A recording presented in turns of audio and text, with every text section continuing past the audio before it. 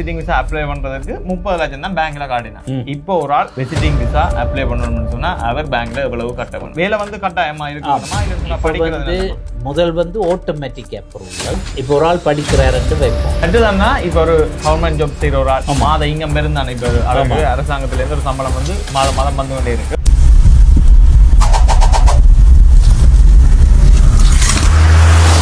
அரங்க மதிர whistle பறக்கவே. வணக்கம், நான் சங்கீன். இது ஒரு வித்தியாசமான ஒரு காணொலியா இருக்க போகிறது.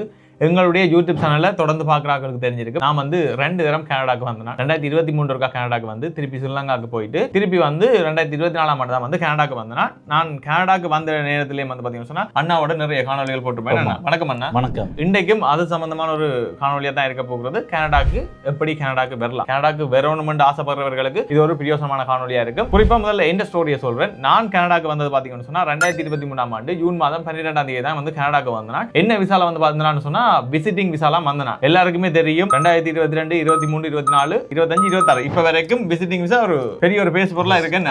இப்போ வந்து தான் இருக்கிறார்கள், ஆட்கள் வந்து கொண்டே இருக்கிறார்கள். சோ அந்த வகையில நான் வந்து 2023 விசிட்டிங் விசாலாம் வந்து கனடாக்கு வந்தனா. இப்ப அண்ணாவோட சேர்ந்து நாங்கள் இந்த விசிட்டிங் விசா பற்றி கதைக்க போறோம். நான் கனடாக்கு வரைக்கும் இந்த விசிட்டிங் விசா எப்படி இருந்தது, இப்ப தற்போதைய நிலை வந்து எப்படி இருக்குன்றத வந்து 2 பேரும் சேர்ந்து கதைக்க போறோம். வணக்கம் அண்ணா. வணக்கம். நான் வந்து 2023 தான் கனடாக்கு வந்தேன்.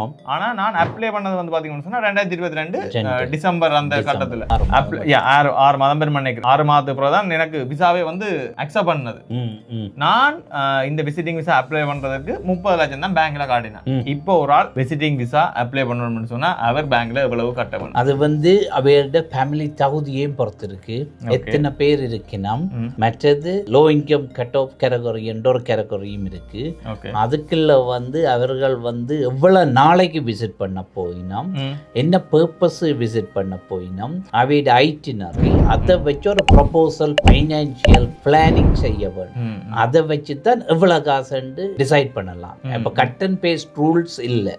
அவையோட தகுதி என்ன, அவையோட டிராவல் பிளான் என்ன, எத்தனை ஃபேமிலி மெம்பர், அவர் எவ்வளவு சம்பளம் எடுக்கிறார், அதோடு அவர் கொடுக்க ஒரு அமௌண்ட் வந்து மச் ஆகுதா. இப்ப சம்பளத்தை மீறி அதுல கணக்கு காட்டினாலும் நம்ப போறது இல்லை. இதுதான் வித்தியாசம் 2023க்கும் 2026க்கும். இப்படி நிறைய வித்தியாசங்கள் இருக்கு. இப்ப நீங்க சிம்பிளா சொல்லிருக்கீங்க. மற்றதுன்னா நான் வந்து படிச்சு கொண்டிருந்தேன், மேலே வந்து ஏஎல் படிச்சு கொண்டிருந்தேன். அப்பதான் வெளிநாட்டுக்கு ஓகே சொல்லி இந்த விசிட் விசா வந்து அப்ளை பண்ணது.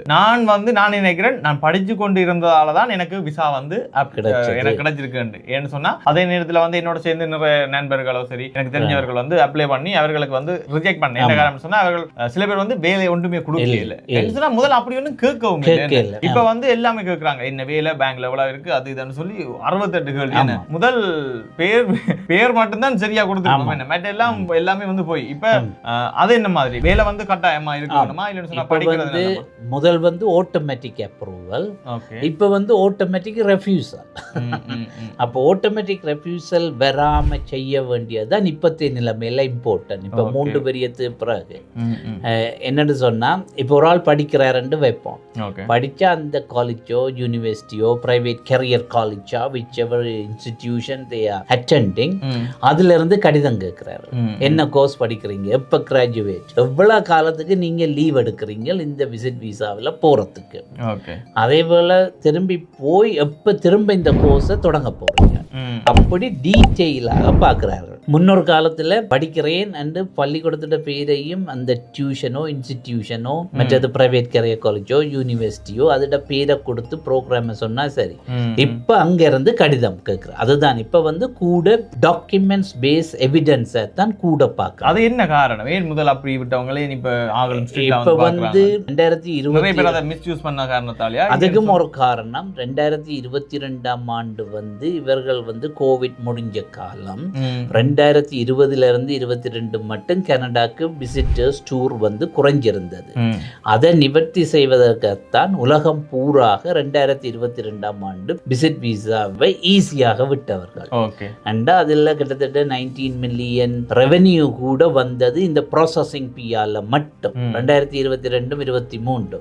அப்ப அவர்கள் ஈஸியாக விட்டது காரணம் கனடா டூரிசம் செக்டர்ஸ் வந்து விழுந்திருந்தது. அதை நிவர்த்தி செய்யத்தான் எல்லாரும் ஈஸியாக விட்டது. இப்ப 2022 இருந்து 25 மட்டும் ஓரளவுக்கு டூரிசம் இண்டஸ்ட்ரி ரீபவுண்ட் ஆன பிறகு பழைய மாதிரி கொண்டு வந்துட்டார். மற்றது இப்ப இந்த விசிட்டிங் விசா அப்ளை பண்ண உடனே எத்தனை நாள் இந்த ஃபிங்கர் பிரிண்ட் வரும்? அது சிலருக்கு ஒரு கிழமையில வரும், சிலருக்கு 24 ஹவர்ஸ்ல வரும், சிலருக்கு 48 ஹவர்ஸ்ல வரும். மேக்ஸிமம் 1 வீக்குக்குள்ள வந்துடும். ஏன்னு சொன்னா உங்களோட ஃபைல் அந்த ப்ராசஸிங் கைட்லைன்ல போர்ட்டல்ல அப்டேட் ஆக வேணும். அப்டேட் எவ்வளவு நேரத்தில் அப்டேட் ஆகுது, அது பிறகுதான் அந்த ஸ்னூக்கர் என்ற சாஃப்ட்வேர் உங்களோட இன்ஃபர்மேஷனை பிக் பண்ணி இதுக்கு ஃபிங்கர் பிரிண்ட்டுக்கு டேட்டா அனலைஸ் பண்ற ரிக்வெஸ்ட்டுக்குரிய இன்ஃபர்மேஷனை அனுப்பும். ஓகே. மற்றதானா இப்ப ஃபிங்கர் பிரிண்ட் நாங்க வச்சுட்டோம், அந்த பயோமெட்ரிக் கொடுத்துட்டு வந்துட்டோம்னு சொன்னா எவ்வளவு நாள்ல அந்த விசா இப்ப வருது? இப்ப கிட்டத்தட்ட 2 மாதம் சொல்லுகிறார்கள். அது கூடும் குறையும். ஏனென்று சொன்னா இந்த இப்ப காலம் குறைஞ்சது காரணம் என்னவென்னா ஆட்டோமேட்டிக் ரெஃப்யூசல் உடனடியாக கொடுக்கிறார்கள், ஆட்டோ அப்ரூவல் இல்லை. அது முன்னொரு காலத்துல 3 வரியம் 4 வரியத்து முதல் ஆட்டோ அப்ரூவல் இருந்தது, இல்லையென்று நான் சொல்லல. இப்ப ஆட்டோ அப்ரூவல் இல்ல, ஆட்டோ ரிஜெக்டுக்கு போட்டு பேந்து ரீகன்சிடரேஷனுக்கு விடுகின்றோம். அதுதான் இப்பத்திய சிச்சுவேஷன். நிறைய பேருக்கு இது ஒரு பயனுள்ள தகவலா இருக்கும். என்ன சொன்னா விசிட்டிங் விசாவை என்ன முறையில செய்யலாம்ன்றது. இதை தவிர்த்து இப்ப நீங்கள் சரியான ஒரு வழி சொல்லணும்னு சொன்னா விசிட்டிங் விசால கனடாக்கு வர போறீங்கன்னு சொன்னா இந்த முறையில போனீங்கன்னு சொன்னா உங்களுக்கு கிடைக்கிறதுக்கான வாய்ப்பு கூடுதலா இருக்கும்னு சொன்னா அது என்ன மாதிரி இருக்கு? First planning and the preparation, documents evidence very important. இப்ப டாக்குமெண்ட்ஸ் எவிடன்ஸ் ஜெனுவின் டாக்குமெண்ட்ஸா இருக்க வேணும். இப்ப கொடுக்கறது மிஸ்ரெப்ரசன்டேஷன் டாக்குமெண்ட்ஸ் அது ஆட்டோமேட்டிக் ரெஃப்யூசலுக்கு இன்வைட் பண்ணுது உங்களோட அப்ளிகேஷன். அங்க நம்பிக்கை இல்லாத விஷயங்கள் போய்க்கு அது ஆட்டோமேட்டிக்கா ரெஃப்யூசலுக்கு உங்களோட ஃபைல் அழைச்சி செல்லப்படும். அதுக்குத்தான் அவர்கள் பார்க்கறது ஒரு கன்ஸ்ட்ரக்டிவ் வேயை 6 மந்தோ 9 மந்த் ப்ரிப்பேர் பண்ண வேணும். ப்ரிப்பேர் பண்ணிட்டு அவர்களுக்கு genuine documents, genuine story, genuine எல்லாம் ஜெனுவினிட்டியும் வெரிஃபையபிள் இன்ஃபர்மேஷனா இருக்க வேணும். அதைத்தான் அவர்கள் பார்க்கிறார். அடுத்ததானா இப்ப ஒரு கவர்மெண்ட் ஜாப் செய்யற ஒரு ஆள் மாத இன்கம் இருந்தானே, இப்ப அவருக்கு அரசாங்கத்துல இருந்து ஒரு சம்பளம் மாதம் வந்து கொண்டே இருக்கு. மற்றது அவர்கிட்ட பேங்க்ல ஆல்ரெடியே பணம் இருக்கும். அப்ப அவர் அந்த பே ஸ்லிப்பை கொடுக்க அவர்களுக்கு நம்பத்தக்கதையா இருக்கும். ஆனா அப்படி இருந்து ரிஜெக்ட் பண்றாங்க. அதாவது நீங்க எல்லாம் ஜெனுவின் டாக்குமெண்ட்ஸ் கொடுத்தாலும் அவைட பார்வையில் வெரிஃபையபிள் ரியலிஸ்டிக்கான இன்ஃபர்மேஷனா இருக்க வேணும். எப்படி என்று சொன்னா அவர் கவர்மெண்ட் வேலையில வேலை செய்யலாம், ஆனா பேங்கில் அள்ளுகொள்ள அமௌண்ட்டை கொண்டே போட்டிருப்பார் விசிட் விசாக்கு அப்ளை பண்ண முதல். அதுதான் பிரச்சனை. அதுக்காக போடப்படான்னு சொல்லல, போடலாம். ஒரு ரியாலிட்டி அவற்றை வேலை அமௌண்டோட மேட்ச் பண்ணக்கூடியதாயும் இருக்க வேண்டும். மற்றது கனடாக்கு விசிட் பண்ண செலவுக்குரிய காசாயும் இருக்க வேண்டும். இப்ப இங்க கனடால இருந்து கூப்பிடுறவர் தான் உங்களோட முழு பைனான்சிங்கையும் பார்க்கிறார்கள் என்று சொன்னாலும் ரிஜெக்ட் பண்ணும். இப்ப வர்றவர் பைனான்சியலி கெப்பாசிட்டி இல்லாம இன்னத்துக்கு கனடா விசிட் விசாக்கு அப்ளை பண்றாரு. அதுதான் visa officer point of view. அப்படி நிறைய டீடைலான விஷயங்கள் உள்ளுக்கு இருக்கும் அந்த டீடைல் டிஸ்க்ளோசர் நோட்ஸ்ல. இது ஜிசிஎம்எஸ் நோட்ஸ் இல்ல, அதுக்கு மேலானதான் நான் சொல்றது. இப்ப டீடைல்ல சொல்லிக்க அவர்கள் கன்க்ளூஷன்ல போட்டும் இருப்பார்கள். எப்படி என்று சொன்னா இதை நீங்க திரும்ப செய்வதற்கு வழிகாட்டி இன்ஃபர்மேஷன் கைட்லைன்ஸாக தந்து முடிச்சிருப்பார்கள். நீங்க திரும்ப அப்ளை பண்றா என்னென்ன டாக்குமெண்ட்ஸ் இதுல மிஸ் பண்ணுவேன், இதை வடிவை கரெக்ட் பண்ணி தண்ணுங்க. சிலவளை நீங்க கொடுத்த போட்டோ கூட பிளரா இருக்கலாம், சில பர்த் சர்டிபிகேட் ஸ்கேன் பண்ணினதுல புவர் குவாலிட்டியா இருக்கலாம்.